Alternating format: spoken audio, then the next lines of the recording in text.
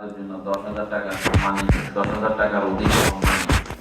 একজন drawing disbursing officer তার অধীনে কোনো কর্মচারীকে শ্রমসাধ্য কাজ বা কৃতিত্বপূর্ণ কাজের জন্য 10,000 টাকা সম্মানী দিতে পারে, কিন্তু 10,000 টাকার বেশি দিতে গেলে অর্থ মন্ত্রণালয়ের অনুমোদন রাখবে।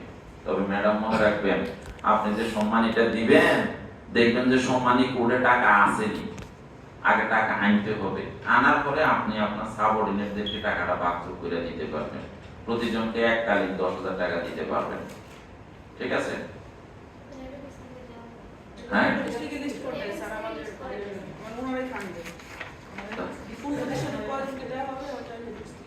আচ্ছা, তাহলে তো আমরা ঝামেলা মুক্ত আছি। ঠিক আছে। বাজেট বরাদ্দ, বহির্ভূত অনুদান মঞ্জুর, এরকম এই পৃষ্ঠাগুলো, এই যে ধরনের যে পৃষ্ঠা নাম্বার 5 আমি আর করতেছি না, যেগুলো হলুদ দাগ দিয়ে রাখছি পৃষ্ঠা নাম্বার 5 পর্যন্ত একটু পড়লে আপনাদের পরীক্ষার কাজ শেষ। এখানে পরীক্ষার প্রশ্ন সব চলে আসবে। আমাদের ক্লাস কটা পর্যন্ত যেন? 11টা পর্যন্ত না? ঠিক আছে, অসুবিধা নেই, শেষ করে দেব। আচ্ছা, এখন আমরা আসি, ওই যে আপনি বলছিলেন রাজস্ব বাজেটের যে ব্যয় আপনাদের কতটুকু পাওয়ার আছে, তাই না কথাটা? আপনারা তো হলেন সরাসরি ডিজির আন্ডারে, নাকি আপনাদের জেলা লেভেলে কোনো অফিস আছে? নাই। আপনারা হলেন ডিজির আন্ডারের কিছু প্রতিষ্ঠান, আপনাদের যে প্রত্যেকটা প্রতিষ্ঠান সরাসরি ডিজির কন্ট্রোলে চলে, এই না কথাটা? মাঝখানে জেলা বলতে কিছু নেই, বিভাগ বলতে কিছু নেই। আচ্ছা, এখন আপনি দেখেন এই যে এই অফিস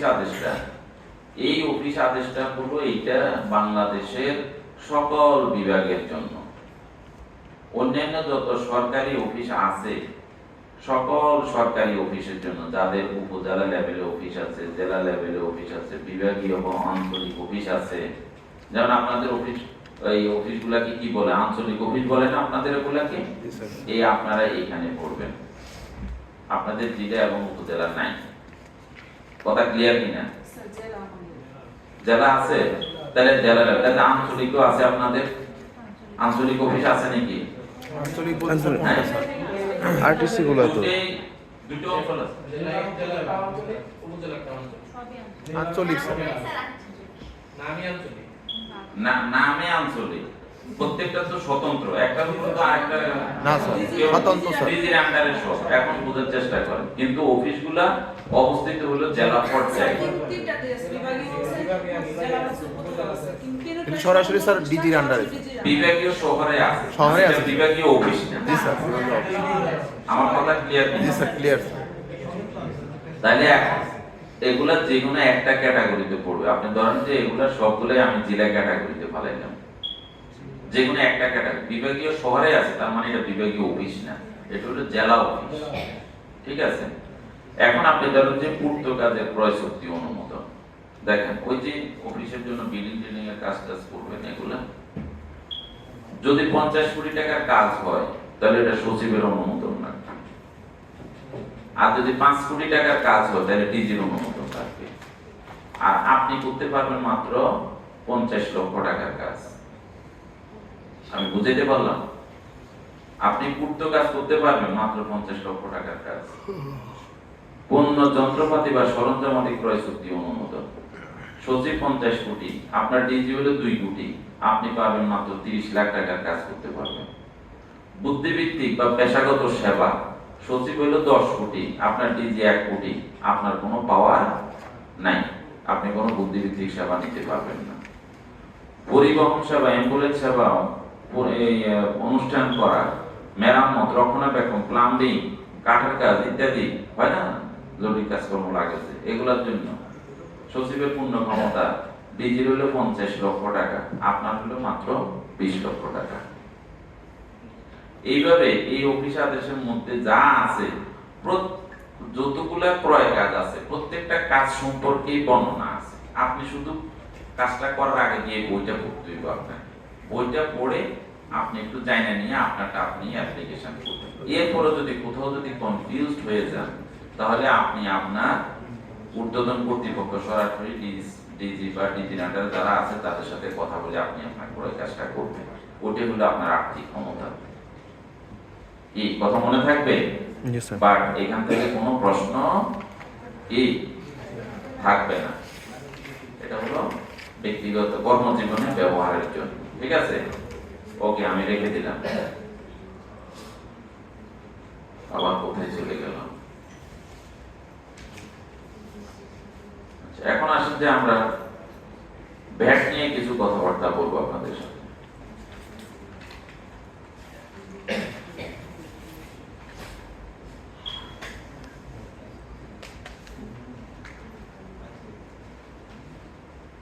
এটা হবে যে ভ্যাট আইন 2024-25। ঠিক আছে,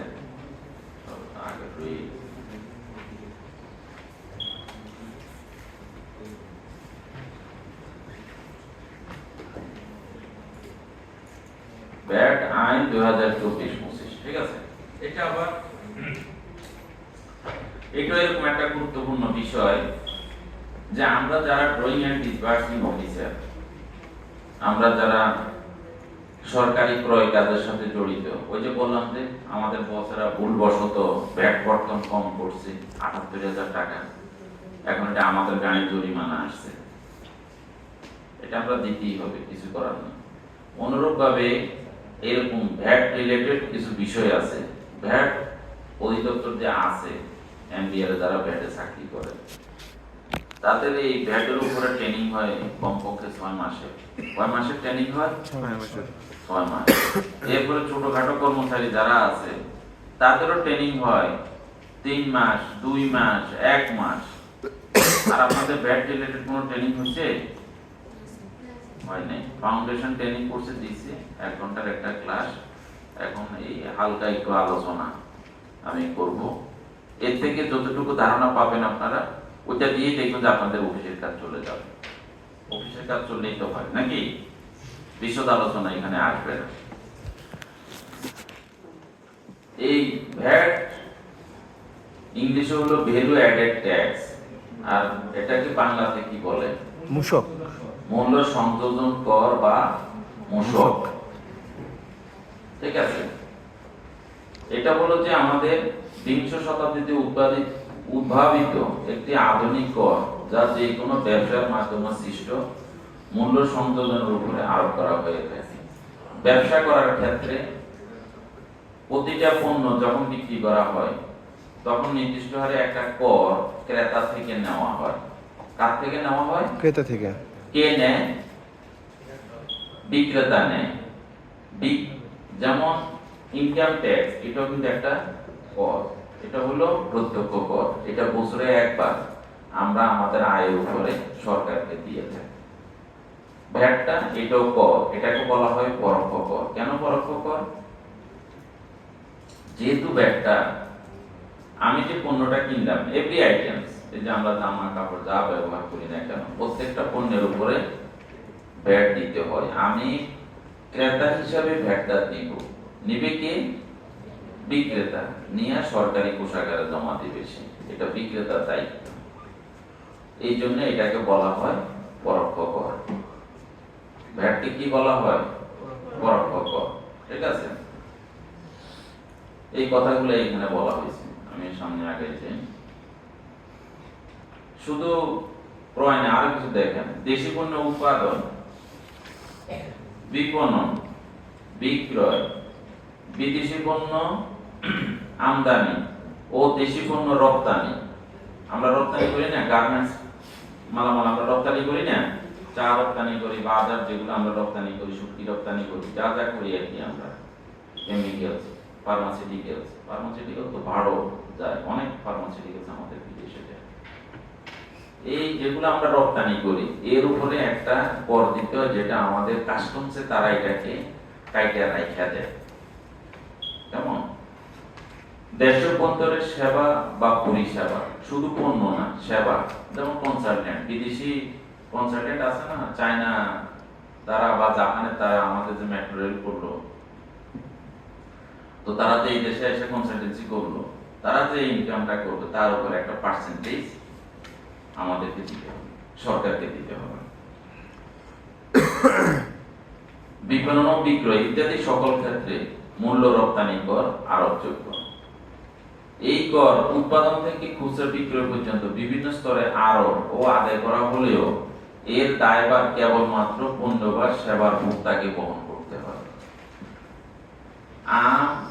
আম থেকে হয় আমের কি হয়, জুস হয়। আমের জুস খাননি? ম্যাঙ্গো জুস, প্রাণের জুস খান আপনারা? হ্যাঁ, কারা কারা খান একটু হাত তোলা দেন।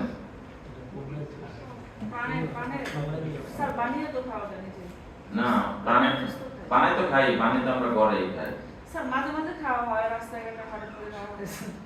বেশি খান না, সবাই তো হাত তোলে না, তার মানে সবাই খায় না নাকি? না খাওয়ার কারণটা কি? সুগার সুগার বেশি দেয়। হ্যাঁ, হাইজেন না। হ্যাঁ, আর মিষ্টি কুমড়া দিয়ে বানায়। মিষ্টি কুমড়ার সাথে মানে স্যার সমস্যা নেই স্যার, চিনির সাথে সমস্যা। এই যে ডাক্তার সালমান বলেছে, ওনার সাথে আমার মিল আছে। আগে আমি খাইতাম না, এখন আমি খাই। কেন খাই? আমের চেয়ে মিষ্টি কুমড়ার দাম বেশি, বুঝছেন? তাই মজা করলাম। এখন আমের দাম আর মিষ্টি কুমড়ার যেই দাম, আমের জুসের কি একই দাম? অনেক বেশি দাম না? এই যে প্রতিবারে আম থেকে আমের জুস বানাইছে, তখন এটার সাথে শ্রম, যন্ত্রপাতি, লেবার, মনিটরিং, বিভিন্ন কাজে কোম্পানিকে ব্যয় করতে হয়েছে না?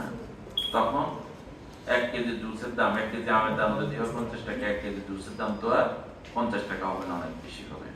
এই যে দামটা যে বাড়লো, এই বাড়তি দামের উপরে একটা ভ্যাট বা মূল্য সংযোজন কর নির্ধারণ করতে হয়।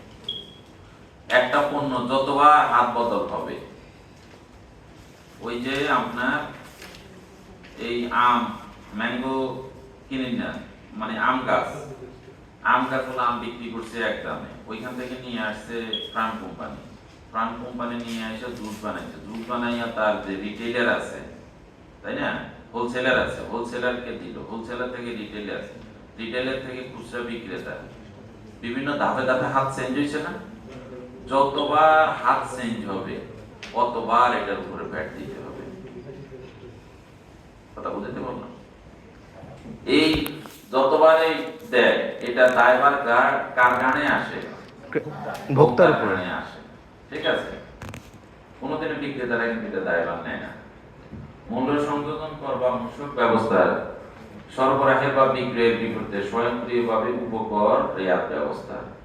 এটা হলো যে কোনো কোম্পানি যে কর ভ্যাট যে দিয়ে দেয়, আমরা আরেকটা জিনিস মনে রাখেন, আমরা তো ইনকাম ট্যাক্স দিই বছরে কয়বার? আর ভ্যাট দেবো কয়বার? অজস্রবার। দিবার কেন? যতবার মাল কিনবেন অতবার দিতে হবে। দেওয়ার পরে আমাদের কোনো সার্টিফিকেটও নাই, কিন্তু বিক্রেতাদের একটা সার্টিফিকেট আছে। বিক্রেতারা প্রতি 1 মাস অন্তর অন্তর ভ্যাটটা সরকারি কোষাগারে জমা দেয়, এবং ভ্যাট অফিসের একটা প্রত্যয়ন দেয় তাদেরকে যে উনি এই মাসে এত টাকা ভ্যাট জমা দিয়েছেন, ভ্যাট রিটার্ন। এবং এই ভ্যাট রিটার্নসের প্রত্যয়ন পত্র দিলে যদি না দেয়, তাহলে নতুন করে ধরেন যে সরকারি একটা টেন্ডার আহ্বান করলো, উনি এই ভ্যাটটা যদি না দেয়, তাহলে উনি কিন্তু ওই টেন্ডারের অযোগ্য হবে। ধরেন এই মাসে টেন্ডার আহ্বান করছি, গত মাসে যদি ভ্যাটের প্রত্যয়ন না থাকে, তাহলে ওনার টেন্ডার ডকুমেন্ট এটা বাতিল হয়ে যাবে। কি কথা ঠিক আছে কিনা? এটা প্রতি মাসে দিতে হবে। এই কথাগুলো একটু মনে রাখতে হবে। সরবরাহকারী পণ্য সরবরাহকালে সরবরাহ মূল্যে অন্তর্ভুক্ত মূসকের বিপরীতে ওই পণ্য বা সেবার ক্রয়কালে ক্রয় মূল্যের উপর পরিশোধিত মূসক রেয়াত হিসেবে গণ্য করবেন এবং নিট মূসক পরিশোধ করবেন। মানে প্রতি মাসে যেটা দিয়ে দেয়, এটা কমাইয়া বাড়তি যেটা থাকবে এটার উপরে তাকে মূসকটা দিতে হবে। আচ্ছা, আমরা আর কিছু কথা আছে সংক্ষেপে বলবো। বাংলাদেশে এটা শুরু হয়েছিল কবে জানেন? এই ভ্যাট ব্যবস্থাটা 1991 সালে। সাইফুর রহমান সাহেব ছিল তখন অর্থমন্ত্রী, বিএনপি সরকারের আমলে, কেমন খালেদা জিয়ার আমল, তখন এটা শুরু হয়েছিল। এই বেচারা এটা চালু করছিল, প্রথমে কেউ দিত না, আয়করে তো দিত না। আমি 2004 সালে এখানে এসে যোগদান করছি, তখন পর্যন্ত ইনকাম ট্যাক্সের ফাইল ছিল না, আমার অফিসারদের কারো ফাইল ছিল না। কথা বুঝতে পারছি? আমি আইসা 2005 সালে অনেকগুলা ট্রেনিং কোর্স হইতো, তখন দিনে আমি 5টা ক্লাস নিতাম। কয়টা ক্লাস? 5টা। 300 টাকা করে। কত টাকা? 1500। 1500, মাসে বেতন পাইতাম 6000 টাকা, আর 7 দিন ক্লাস নিলে 6000 টাকা। এত টাকা ইনকাম করছি, চিন্তা করুন যে ইনকাম যেহেতু করতেছি, ইনকাম ট্যাক্সের ফাইলটা ক্লিয়ার রাখা দরকার। এই জন্য ইনকাম ট্যাক্সের ফাইল খুলে ফেললাম আর কি, টিআইএন নাম্বার নিয়ে নিলাম। তখন পর্যন্ত আমার বার্ডের অনেক ডাইরেক্টরও ইনকাম ট্যাক্সের ফাইল খোলা নেই, শুরু করছে। আর আমি ইনকাম ট্যাক্সের ফাইল খুললে আমি বড় বিপদে পড়ে গেছি। কি বিপদে পড়ছি? যখন 10:30 বাজে ক্যাফেটেরিয়াতে চা খাইতে গেলাম, বুঝছেন নি, আমার সাথে যে 5-6 জন আছে, এরা একজন আরেকজনের বলে আর কি, এই এই জানিস জানিস কি জানতো, বলে যে আমাদের আনোয়ার তো ইনকাম ট্যাক্সের ফাইল খুলেছে। অন্য সিনিয়রদেরকেও বলে, অন্য সিনিয়ররা বলে, হ্যাঁ তাই নাকি আনোয়ার, আপনি ফাইল খুলেছেন, ইনকাম ট্যাক্সের ফাইল খুলেছেন? আমাদের এক বড় ভাই আছে, হ্যাঁ আবার অতি উৎসাহী, কি খবর কি খবর, সারাদিনে দেখা হইল, আনোয়ার কি খবর, হ্যাঁ লেটেস্ট কোনো খবর আছে? আমরা আমার নাম দিছি বিবিসি। তো এরকম আর কি, আমি মনে করি কি জ্বালার মধ্যে না করলাম, ভালো উদ্দেশ্যে ইনকাম ট্যাক্সের ফাইল খুললাম যে সরকারের কাছে আমি নিচে নিচে থাকি, আর আমার নিয়ে হেরা মনে হয় আমার চিড়িয়াখানার মানে ইয়া বানায় দিচ্ছে আমাকে। তো যাই হোক, ভ্যাটটা তো তখনও ওইভাবে চালু হয় নাই, কারণ ইনকাম ট্যাক্সের আওতাতে সব চলে আসলো, আমরা চলে আসলাম সবাই, সরকারি বেসরকারি, এবং ও আর কেন করছি জানেন নেই, সাইফুর রহমান কোনটা আছে, সে করলো কি, সরকারি কর্মকর্তারা ইনকাম ট্যাক্স দিলে এটা আবার ফেরত পাওয়া যাবে। আমি তো খুশি, ফেরত তো পাবো, দিয়ে দিই। 3 বছর দিলাম, 3 বছর ফেরত দিচ্ছে, 74 বছর থেকে আর ফেরত দেয় না। ওই যে ব্রিটিশটা চা খাওয়াইছে যেরকম, আমাদের ঠিক একই কন্ডিশন। আর এখন আপনারা আইসা তো সবাই ধরাই দিচ্ছে, চাকরিতে ঢুকার সাথে সাথে বলে যে টিআইএন নাম্বার নেন। শুধু আপনাদেরকে ঢুকাইছে তা না, বেসরকারি যত চাকরিজীবী আছে প্রত্যেকের ঢুকাই দিয়েছে এই কলকবজার মধ্যে। সেটা ঠিক আছে, আমি বলতেছি ইতিহাসটা বলতেছি কিভাবে আসলো আর কি। এই জন্য তো দেশের বাজেট এত বাড়ছে, ইনকাম এত বাড়ছে, তাই না? কিন্তু ভ্যাটটা ওইভাবে পারে নাই, কারণ ভ্যাটটা তো বেসরকারি প্রতিষ্ঠান তারা দেওয়ার কথা, ব্যবসায়ীরা দেয় না। ব্যবসায়ীদের লোকের দেন দরবার করতে করতে সরকারের অবস্থা খুবই খারাপ। কত টাকা বিক্রি হয় ওরা ঠিক মতো বলে না, অথচ আমরা কুটবাড়ি বাজারে যান, ওই যে শুটকি ব্যাপারী আছে না, শুটকি ব্যাপারী, বা ওই যে পুরো ভাষায় ফলের দোকানদার আছে একটা কালা করি, এত নাম হচ্ছে কালা আনোয়ার, আমার নাম আনোয়ার, এত নাম হচ্ছে কালা আনোয়ার। দেখবেন এত দেখতে চিনবেন, আমরা রাস্তায় গেলে ঘুরতে গেলে দেখবেন কালা আনোয়ারটা কে। হাতের যে পরিমাণ ইনকাম আমার থেকে দ্বিগুণ হাতের ইনকাম, কিন্তু হাতে কোনো ব্যাড ট্যাড কিছু দেয় না।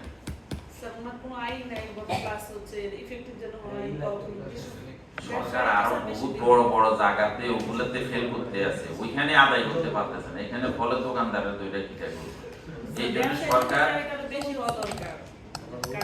এই জন্য সরকার ওই যে ট্রেড লাইসেন্স দিছে, আগে ট্রেড লাইসেন্স একবার নিলে অনেক বছর চলতো, এখন সরকার ট্রেড লাইসেন্স করে প্রতি বছরে নবায়ন করে, প্রতি বছরে নবায়ন করা মানেটা কি, নবায়ন করতে গেলে 1500 টাকা ভ্যাট দিতে হয়, এইটাই হলো সরকারের লাভ। 1500 টাকা ভ্যাট আর কত টাকা আয়কর দিতে হয়, এটাই সরকারের লাভ। এইভাবে সরকার ট্যাক্স এবং ভ্যাট আয় করে বছরে 1500 বা 3000 টাকা।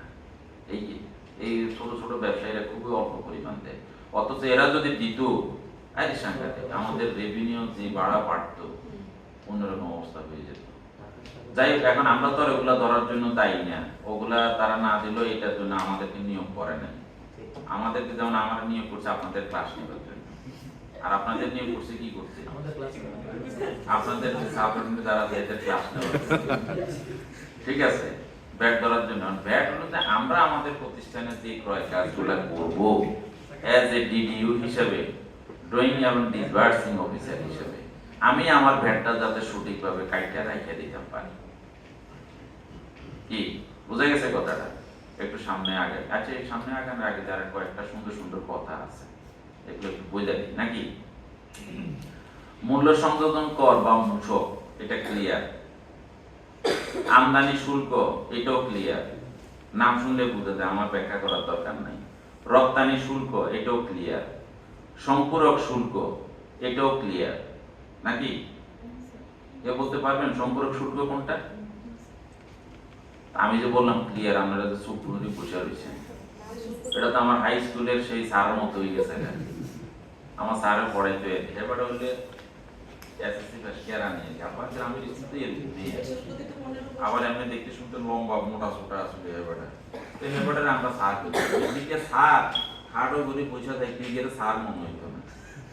তো হেবারে সবাই স্যার তো হেবারে এসে আমাদের কৃষি বিজ্ঞান পড়ায় 7-এ। কৃষি বিজ্ঞান কি পড়ায়?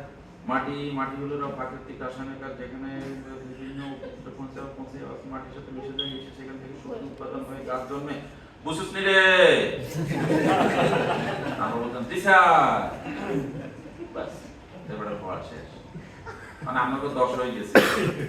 আমি বলতেছি সম্পূরক শুল্ক, আমদানি শুল্ক, আপনারা চুপ করে বলছেন, মানে সব বলতেন আপনারা। তাহলে আমরা আর কেউ বলতে পারতেছে না সম্পূরক শুল্ক কোনটা বলেন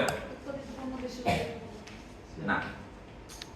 মূল শুল্কের সাথে অতিরিক্ত যেটা অ্যাড করা হয় জি আবার বলেন, হাততালি দেবেন তো, লজ্জা পাচ্ছেন কেন? স্যার, সরকার শুল্ক আরোপ করার পরে যখন ওইটার সাথে অতিরিক্ত আবার কোন একটা শুল্ক অ্যাড করা হয় তখন হচ্ছে সম্পূর্ণ শুল্ক। আমদানি না রপ্তানির ক্ষেত্রে? স্যার, এটা আমদানি। আমদানির ক্ষেত্রে ভেরি গুড, তোর একটা হাততালির নাম আছে। সরকার যতগুলো আমদানি পণ্য আছে প্রত্যেকটার উপরে একটা শুল্ক নির্ধারণ করে দেয়, কিন্তু কিছু কিছু পণ্য আছে যে পণ্যগুলো আমাদের দেশে না আনলেও চলে, বা এগুলা মাস পপুলেশনের জন্য প্রয়োজন নাই, কিন্তু এরপর আমাদের দেশে আসবে, কিছু লোকের জন্য দরকার, উচ্চ শ্রেণীর লোকের জন্য, হাই সোসাইটির জন্য দরকার, এই মালগুলা আনতে হয়, তখন তার উপরে সরকার একটা বাড়তি শুল্ক নির্ধারণ করে দেয়, এটার নাম সম্পূরক শুল্ক। যেমন কি কি পণ্যের উপরে সম্পূরক শুল্ক হয়? গাড়ি। আপনি আমরা যখন ইউনিভার্সিটিতে পড়ছি, তাই না, আমাদের সাথে দু একজন বন্ধু বান্ধব আছিল না, যে বড় লোকের মেয়ে, এক বাপের এক মেয়ে, তাদের বড় মানুষ কয়জন? 3 জন, বাবা মা আর মেয়ে। মানুষ কয়জন? 3 জন। তাদের ভেহিকেল আছে কয়টা? 3টা। 4টা। একটা নষ্ট হয়ে গেলে যাতে আরেকটা দিয়ে সাপোর্ট দিতে পারে, ওদের 4টা থাকে। বাপ সবে আলাদা, গান নাই এইভাবে গাঁট মোড়া দিয়ে ওঠে, তাই না? এরকম ছিল নি? দু একজন ছিল না ইউনিভার্সিটিতে? আর আপনি আজীবন আমি বাসের মধ্যে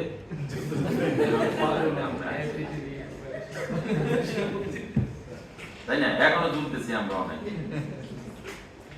এখন সে যে গাড়িতে চড়বে, গাড়িতে যে আমদানি করবে, তো সরকারকে কিছু শুল্ক দিতে হবে না? দিতে হবে। আবার ঢাকা শহরে কিছু কিছু আছে বাদ খায় না। বাংলাদেশে এত ধান উৎপাদন হয়, ধান উৎপাদন করতে করতে কৃষকের জানতে পাতা ভাত খাবে না, যদিও খায় বলে যে অ্যারোমেটিক রাইস। কোনটা খাবে? Aromatic rice. Aromatic rice basmati. কোত্থেকে আসে? পাকিস্তান থেকে। পাকিস্তান থেকে আসে, ইন্ডিয়া থেকে আসে। তো এখন ওরা যে বাসমতি খাইতে চাইবে, সরকার কি তাদেরকে না করতে পারে? না না, তুমি বাসমতি খাইও না, এটা তার অধিকার, তার সে ফাইন্যান্সিয়াল ক্যাপাসিটি আছে, সে এটা খাবে। তো সরকারের কত যে খাও, আপত্তি নেই, আমাকে একটু শুল্ক দাও। এটার নাম হলো সম্পূরক শুল্ক। আবার আমার এক ভাবি ছিল, উনি বলতে যে আনোয়ার ভাই, সেই ছোটবেলা থেকে আজও অবধি কোনোদিন বাংলাদেশের কসমেটিক ব্যবহার করিনি, ব্র্যান্ডেড জিনিস সবসময় ব্যবহার করি, তাই না? আছে কোরিয়ান থাকে, অন্যটাও থাকে। তো ওই ভাবি সবসময় ব্র্যান্ডেড জিনিস ব্যবহার করে, বিদেশি জিনিস কসমেটিক ব্যবহার করে, তাহলে ওই ভাবি কিছু শুল্ক দিতে হবে না? এই আর কি, এটা নাম হলো সম্পূরক শুল্ক। আর একটা আছে আবগারি শুল্ক, নাম শুনছেন? কোন জায়গায়? দেশের অভ্যন্তরে উৎপাদিত হয় যে এটা, এটার জন্য মানে যেটা ক্ষতিকারক, যেটা দেশের ভিতরে উৎপাদিত হয়, তখন হচ্ছে ওইটার সাথে যে শুল্কটা অ্যাড হয় ওটা হচ্ছে আবগারি শুল্ক। আর কেউ কিছু বলবেন?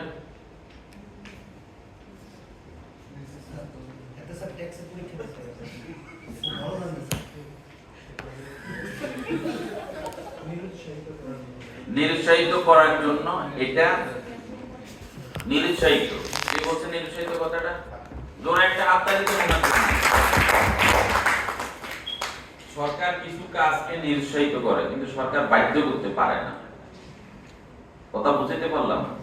ওই সমস্ত ক্রয় কাজের জন্য, ওই সমস্ত ক্ষেত্রে আয়ের জন্য, মানে যে আয়টা করবেন আপনি, তার উপর একটা সরকারকে শুল্ক দিতে হবে। সেটাকে বলে আবগারি শুল্ক। আবগারি শুল্ক। যেমন উনি যেটা বলছেন সিগারেট। ওটা সঠিক, আরেকটা আমি বলে দিই। সিগারেট। ব্যাংকের মধ্যে টাকা রাখেন না আপনারা? খেয়াল করছেন কিনা? নির্দিষ্ট পরিমাণ 5 লাখ, 10 লাখ, 20 লাখ, অনেক আছে না আমাদের মধ্যে, অনেকে আছে হাড় কিপটে, শুধু টাকা কামাই করে আর ব্যাংকে জমা করে, টাকা কামাই করে আর ব্যাংকে জমা করে। এফডি আর এখানে এখানে, এই ব্যাংকে ওই ব্যাংকে, কোনো ফ্ল্যাট কিনে না, জমি কিনে না, কিছু কিনে না, রিক্স রিক্স, কোনো ব্যবসা প্রতিষ্ঠানে খাটায় না। এরকম কিছু লোক আসেনি? আছে। তখন আপনি যে ব্যাংকে টাকাটা রাখলেন, ব্যাংকে যে আপনাকে একটা ইন্টারেস্ট দিবে, ব্যাংক কোত্থেকে দিবে? বিনিয়োগ করে ব্যাংক বিনিয়োগ করবে না? তা আপনি বিনিয়োগ করার সাহস পাইলেন না, ব্যাংক তো ঠিকই সাহস করে বিনিয়োগ করতেছে, আপনাকে একটা পার্সেন্টেজ দিচ্ছে। এই কারণে আপনাকে যে পার্সেন্টেজটা দিবে তার উপরে একটা শুল্ক সরকার বলে যে আমাকে এটা দিয়ে দাও। এটার নাম হলো আবগারি শুল্ক। দেখবেন যে ব্যাংকের যখন আপনি ব্যাংক স্টেটমেন্ট নেবেন, এক্সআইটিভি লেখা থাকে, দেখবেন নির্দিষ্ট পরিমাণে আপনার যে ইনকাম হয় তার উপরে সরকারকে একটা অ্যামাউন্ট দিয়ে দিতে হবে। ঠিক আছে?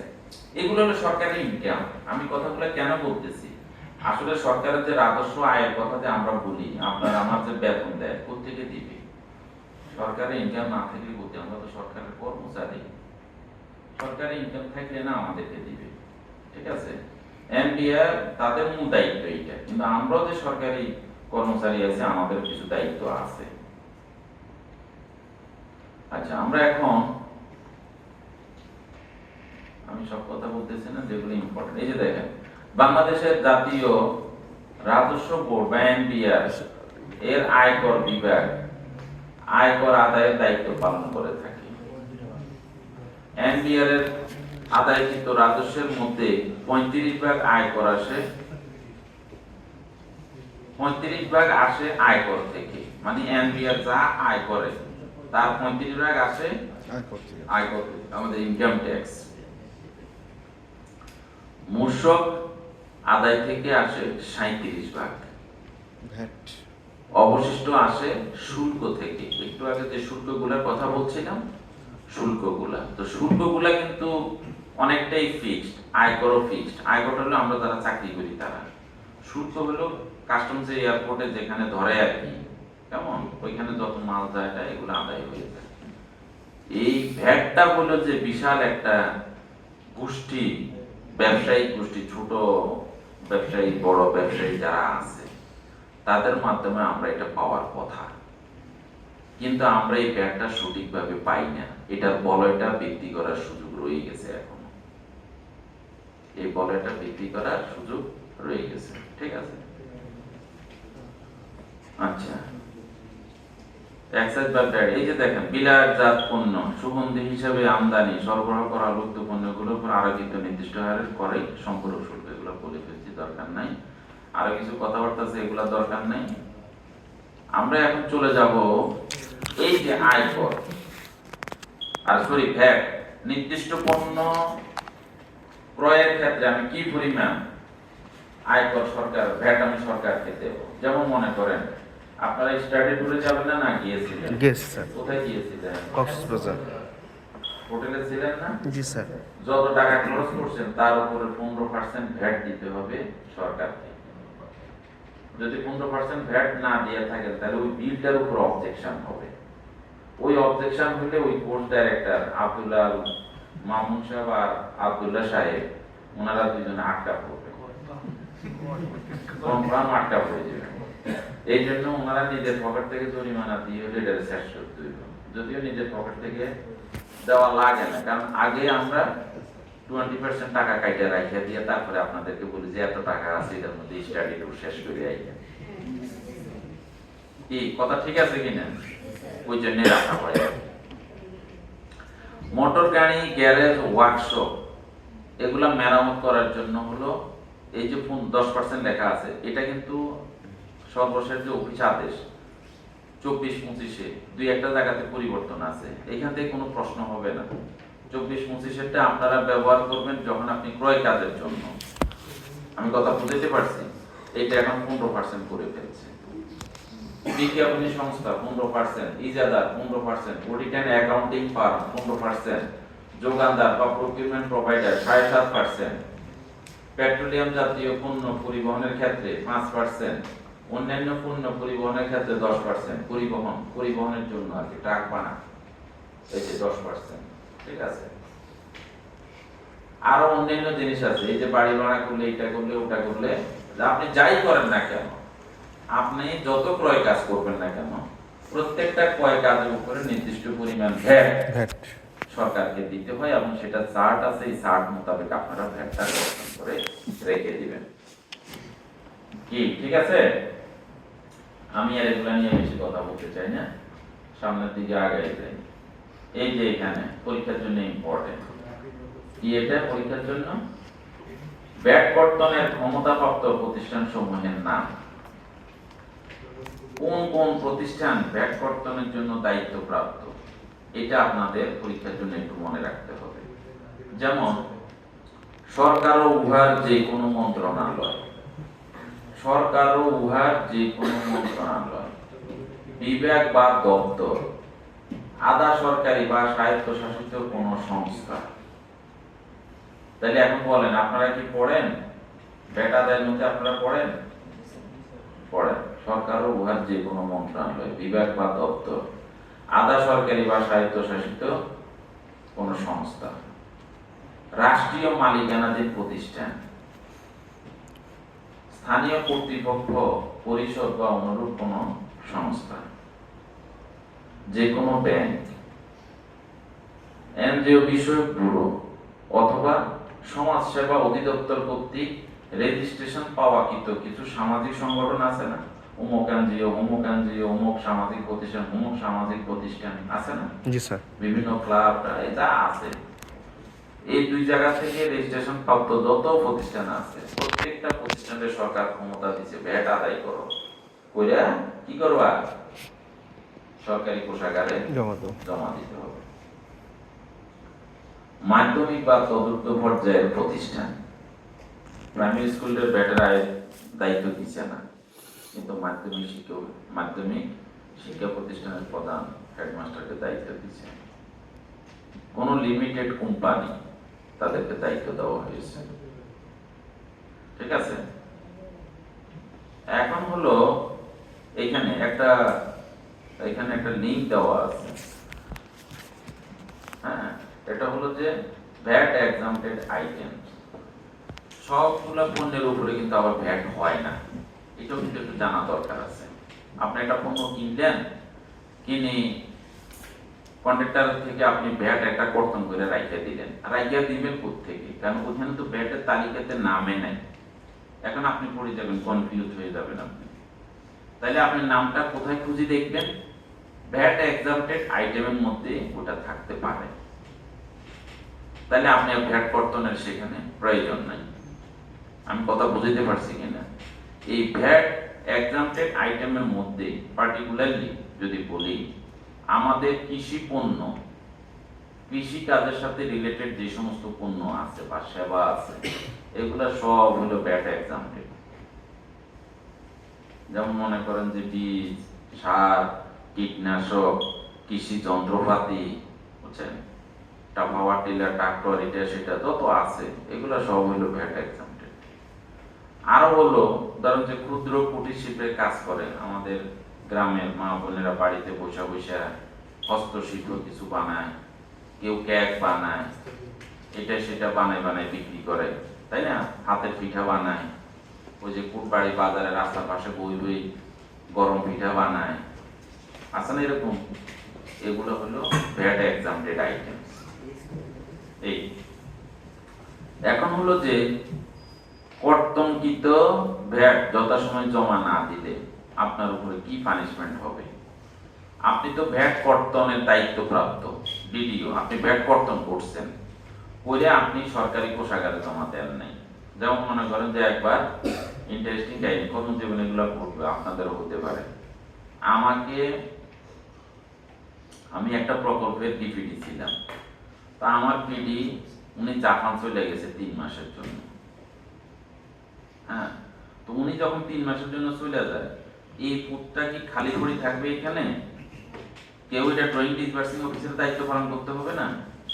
ওনার ধারণা ছিল উনি চলে গেলে যদি আমাকে দায়িত্বটা দিয়ে যায় তাহলে উনি হয়তো আর এই পদটা ফেরত পাইতো না। ভয় যে আনোয়ারে মনে পিড়ি দায়িত্ব গ্রহণ করে ফেলবে। উনি চলে গেছেন, চলে যাওয়ার পরে তো পদ ফাঁকা থাকতে পারে না। ডিজি আর অ্যাকাউন্টস অফিসার বলে ওনাদের মাথায় আসলো, বলে যে উনি তো কাজটা ঠিক করে না, এটা তো কাউকে না কাউকে দায়িত্ব দিয়ে দিতে হবে। এবার আমাকে দেখে দাঁড়িয়ে দেখে আমারে বলো যে আমার ঠিক আছে, তুমি তো ডিডি, তুমি তোমার জায়গাতে থাকো, এসিস্ট্যান্ট পিডি হিসেবে থাকো, আমরা পিডি হিসেবে আরেকজনকে দায়িত্ব দিই। তো আমার বলো যে কারে দিতাম, কারে দিলে তোমার সুবিধা হয়, বুঝছেন? তা আমি চিন্তা ভাবনা করে দেখলাম যে আমার তো ডাইরেক্ট একজন বস আছে, আমি যে বসের আন্ডারে কাজ করি, উনি হলেন আবার বিগ হাউস টাইপের লোকজন, শগুনের মতো চোখ, কোন জায়গাতে 2 টাকা পড়ে থাকে সেখান থেকে তোলা দিয়ে খাইয়ে দেওয়া হোক, বুঝছেন? আবার যদি কোনো কারণে জানে যে আমি ওনাকে বাইপাস করে কাজ করতেছি, তাহলে উনি আমার এসিআর 12টা বাজায় দিবেন, আমার হলে সমস্যা।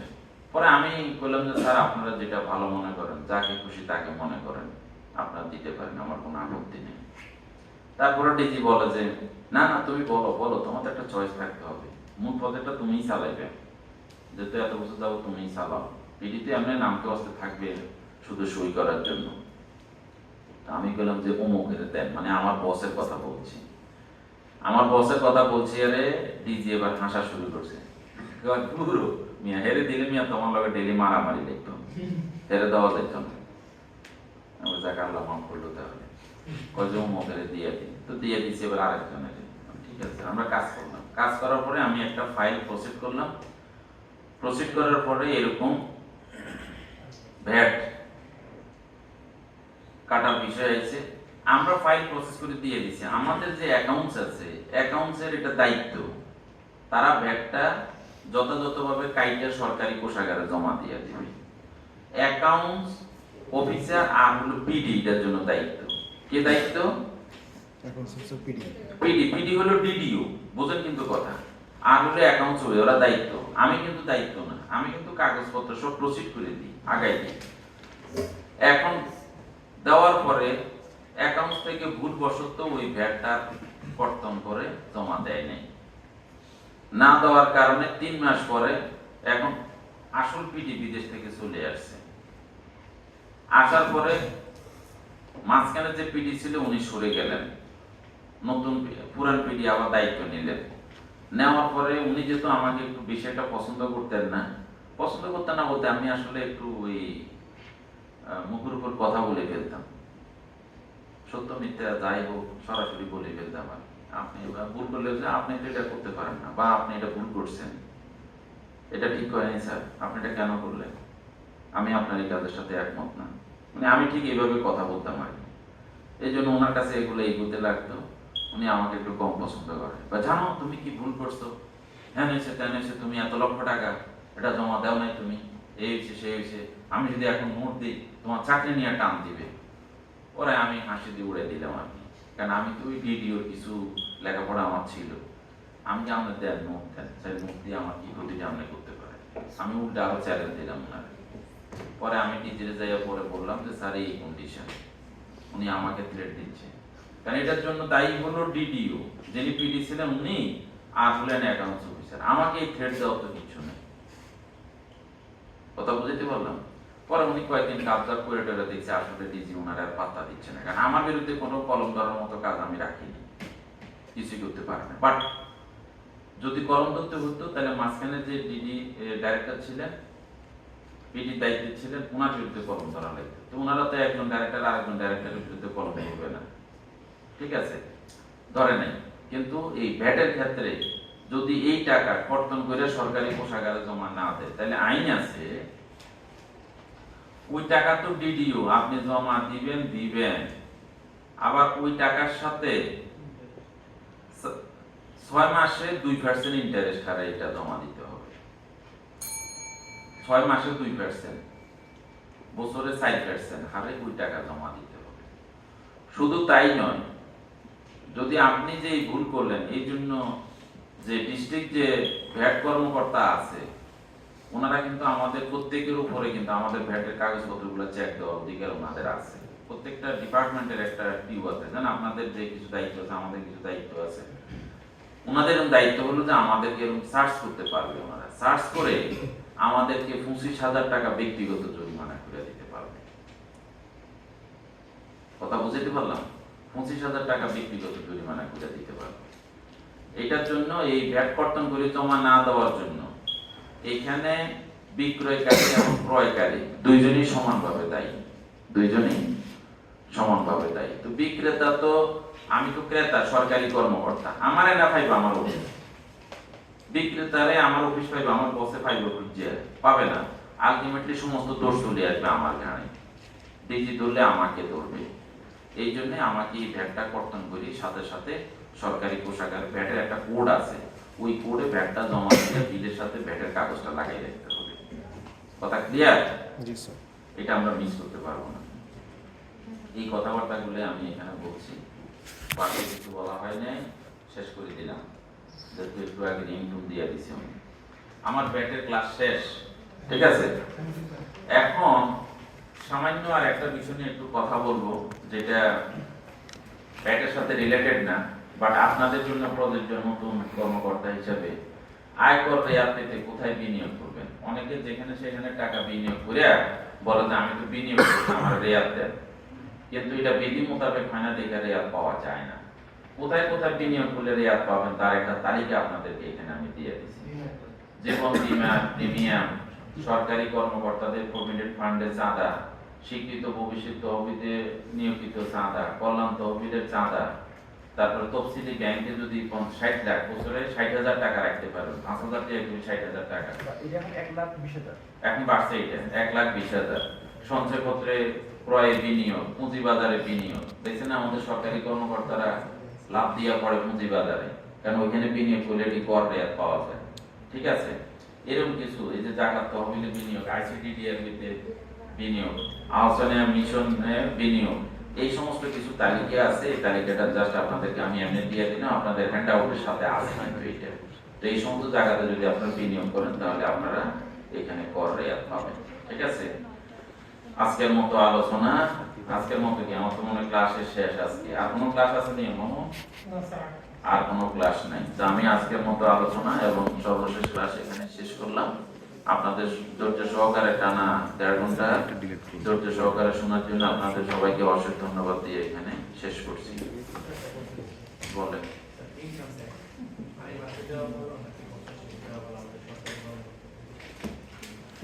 মাকে দিতে চাইলে বছর শেষ।